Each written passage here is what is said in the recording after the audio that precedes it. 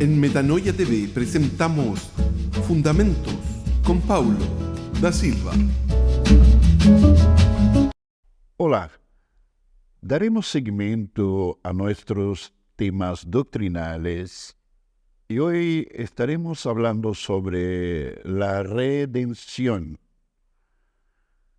El verbo redimir en las Escrituras literalmente significa comprar de vuelta o recuperar algo que ya era suyo por medio de un esfuerzo. También tenemos una palabra hebrea, padaj, que significa rescate por el pago de un precio, sea por rescatar una persona, o rescatar un esclavo, como era muy común en la época, o rescatar alguna cosa. Y el primer ejemplo que nosotros vemos en la Escritura lo tenemos en la liberación del pueblo de Israel desde Egipto.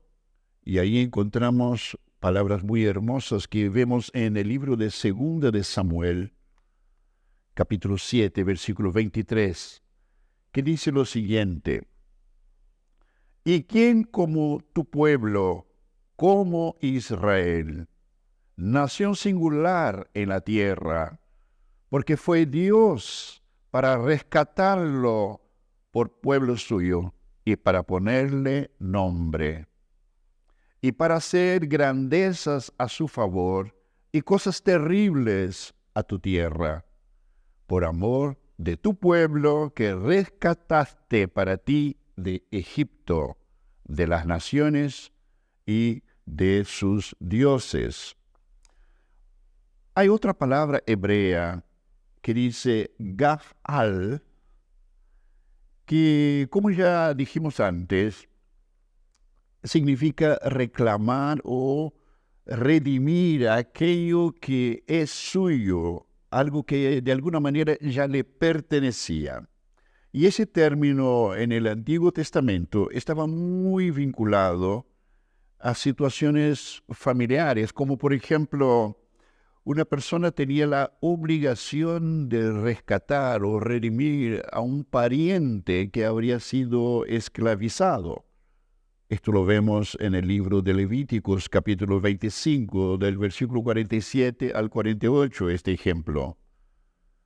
También, como ya mencionamos sobre el pueblo de Israel, también esa palabra es usada para describir la liberación del pueblo de su esclavitud en Egipto. Y ahí tenemos también en Éxodo capítulo 6, otro texto que vale la pena leer, que dice lo siguiente. Éxodo 6, versículo 6. Por lo tanto, dirás a los hijos de Israel: yo soy Jehová, y yo os sacaré de debajo de las tareas pesadas de Egipto, y os libraré de su servidumbre, y os redimiré con brazo extendido y con juicios grandes.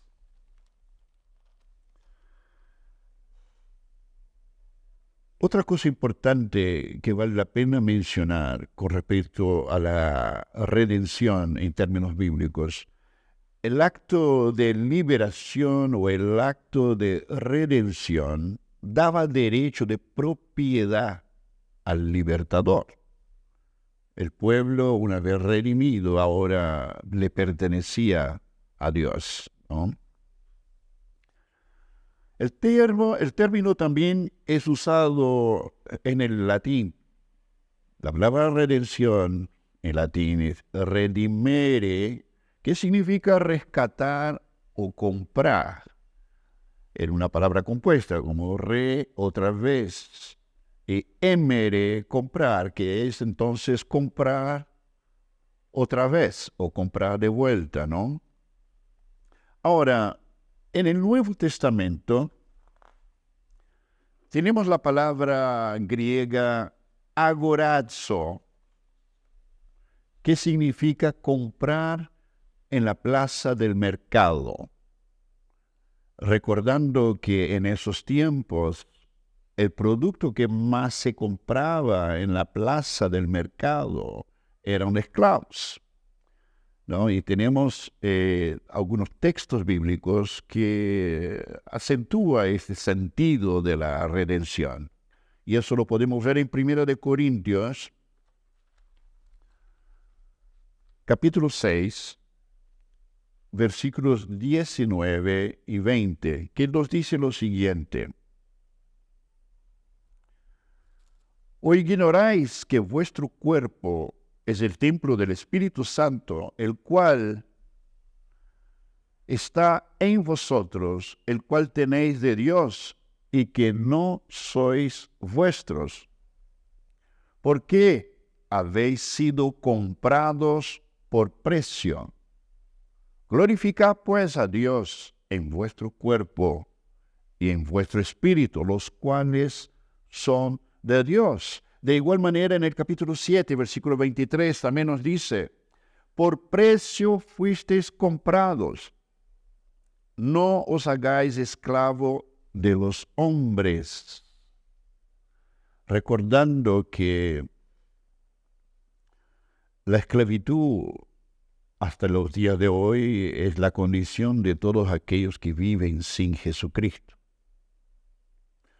Hay una variante de la palabra agorazo que es exagorazo, que también nos recuerda la compra en la plaza del mercado, pero exagorazo significa comprar en la plaza del mercado aquel esclavo y sacarlo fuera del mercado, fuera de la plaza, ¿no? Y fue exactamente eso lo que Jesucristo hizo con nosotros. Nos compró y nos sacó de las tinieblas. Vemos en Gálatas una referencia también muy interesante, en Gálatas 3, versículo 13, que dice: Cristo nos redimió de la maldición de la ley, hecho por nosotros maldición, porque está escrito: maldito todo aquel que es colgado en un madero. De igual manera, en Gálatas capítulo 4, versículo 4 al 7, dice: pero cuando vino el cumplimiento del tiempo, Dios envió a su Hijo, nacido de mujer y nacido bajo la ley, para que redimiese a los que estaban bajo la ley, a fin de que recibiésemos la adopción de hijos. Y por cuanto sois hijos, Dios envió a vuestros corazones el Espíritu de su Hijo, el cual clama: Abba, Padre. Así que ya no sois, o ya no eres esclavo, sino hijo. Y si hijo, también heredero de Dios por medio de Cristo. Hay otra palabra griega que es el verbo lutro, que de alguna manera especifica el precio que fue pago para que hubiese la redención. Y eso vemos aquí en Tito capítulo 2, versículos 13 y 14. Aguardando la esperanza bienaventurada y la manifestación gloriosa de nuestro gran Dios y Salvador Jesucristo, a quien Dios se dio a sí mismo por nosotros para redimirnos de toda iniquidad y purificar para sí un pueblo propio, celoso de buenas obras.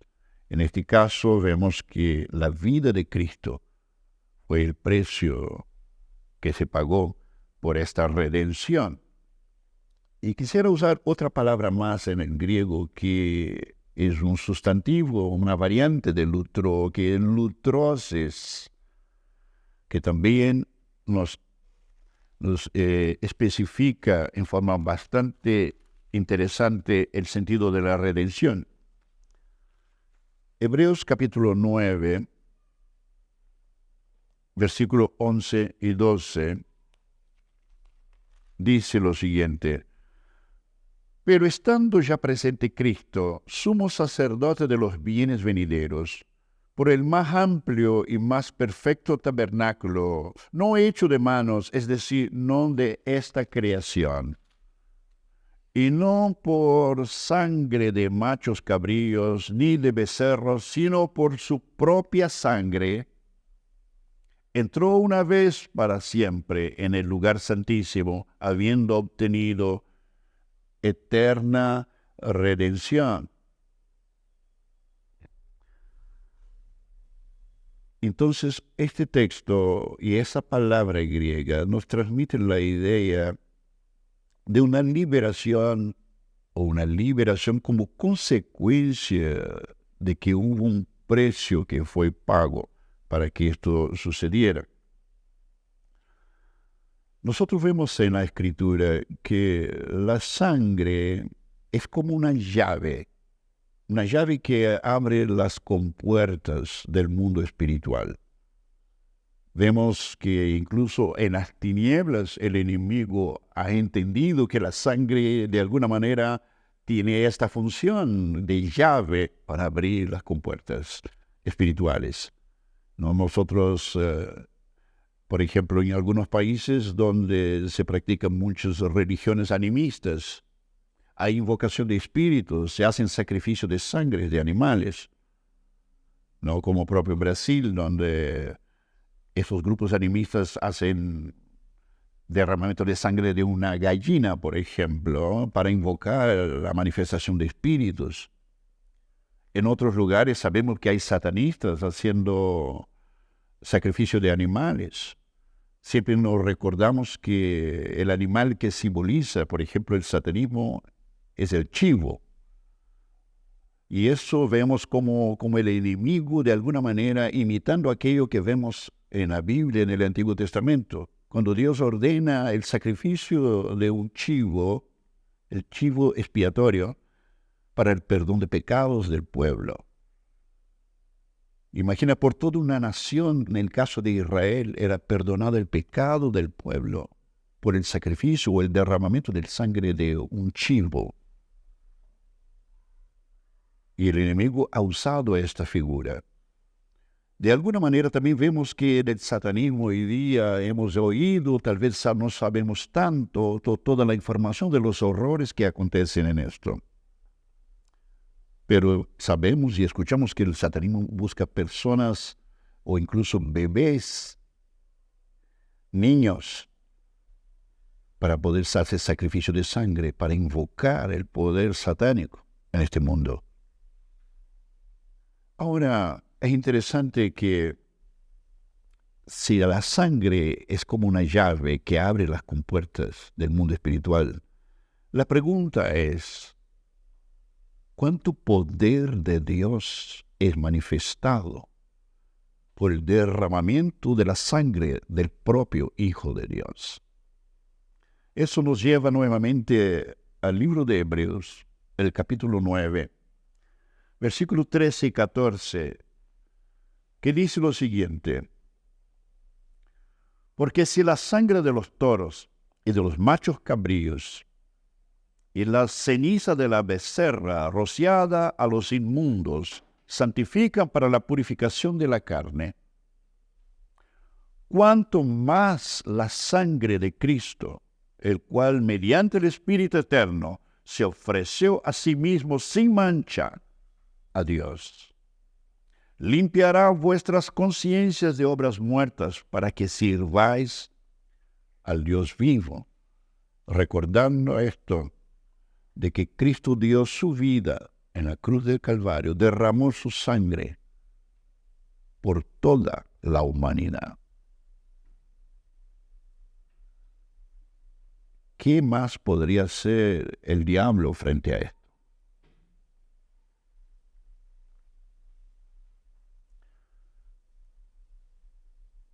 El sacrificio redentor de Cristo. La palabra de Dios nos dice que nos rescató del diablo, porque en Primera de Juan, capítulo 3, de versículo 8, nos dice que Cristo fue manifestado para deshacer las obras del diablo. Y el verdadero cristiano, él sabe esto y él vive esto. También podemos ver que en 1 de Juan, capítulo 5, versículo 18, nos deja claro que el enemigo no puede tocar a una persona que ha sido redimida por la sangre de Jesucristo. También sabemos que Cristo nos rescató, segundo Tito 2:14, como ya hemos leído, nos rescató de nuestros pecados e iniquidades. Y esto quiere decir que un redimido de Cristo ya no puede más vivir sojuzgado por ningún poder de las tinieblas o por ningún tipo de persona. También nos rescató del poder de las tinieblas, y esto vale la pena leer en Colosenses, capítulo 1, versículos 13 y 14, que nos dice, el cual nos ha librado de la potestad de las tinieblas y trasladado al reino de su amado Hijo, en quien tenemos redención por su sangre, el perdón de los pecados. Y por causa de esto, así como Jesús lo dijo a sus discípulos, que el príncipe de ese mundo se acerca y él no tiene nada en mí, así también cada redimido debería ser capaz de expresar exactamente lo mismo. El enemigo no tiene nada en mí. También Jesucristo nos rescató del miedo de la muerte. Esto también podemos leer en Hebreos capítulo 2, versículos 14 y 15, que dice, así que, por cuanto los hijos participaron de carne y sangre, él también participó de lo mismo, para destruir por medio de la muerte al que tenía el imperio de la muerte, esto es, al diablo,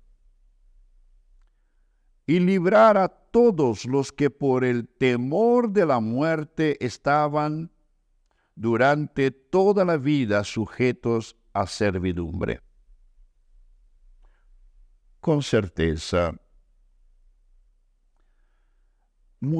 para muchos cristianos todavía, es un desafío el temor a la muerte, pero podemos ver que esto es la seguridad, la confianza de lo que nos espera el más allá. Es algo que crece, es algo que va madurando juntamente con nuestro crecimiento espiritual.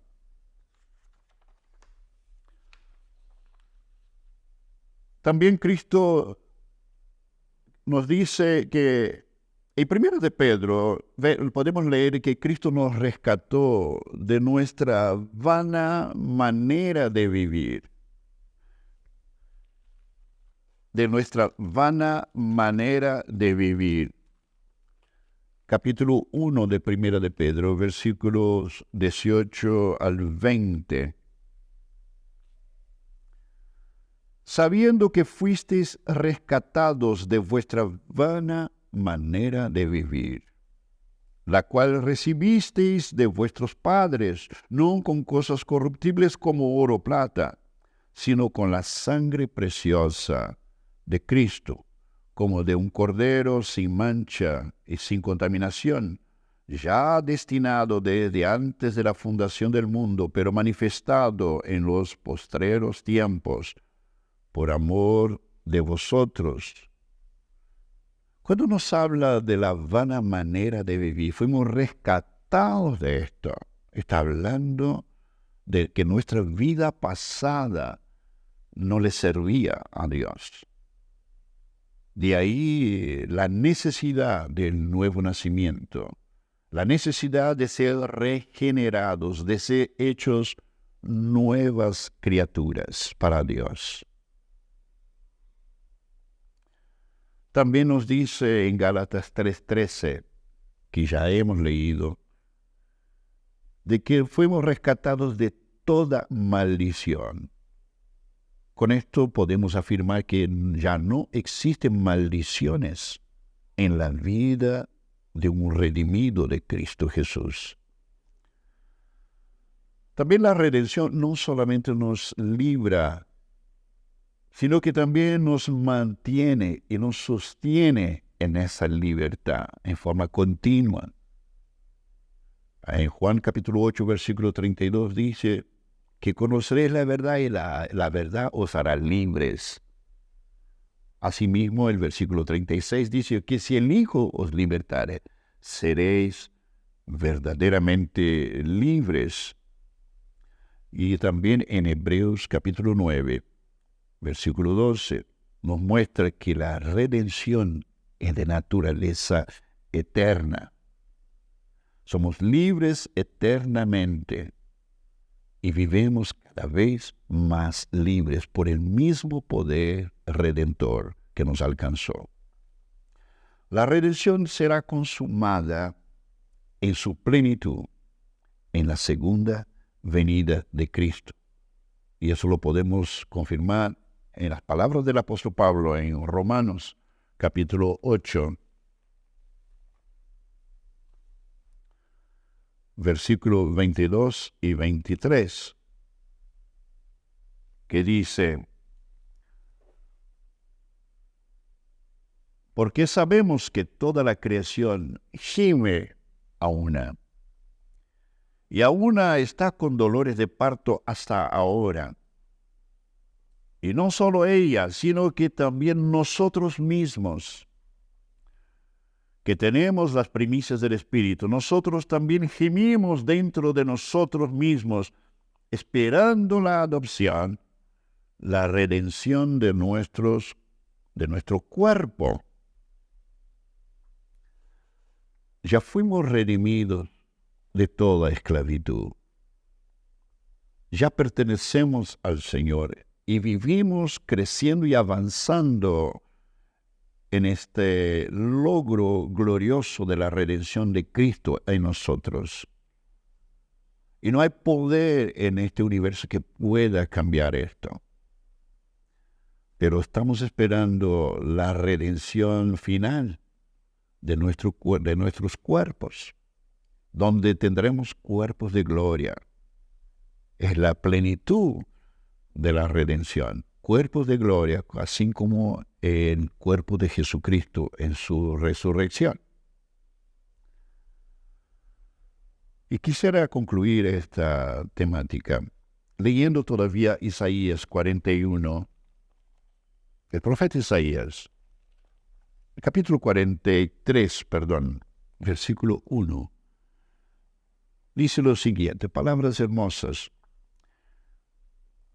Ahora, así dice Jehová, creador tuyo, oh Jacob, y formador tuyo, oh Israel. No temas, porque yo te redimí. Te puse nombre, mío eres tú.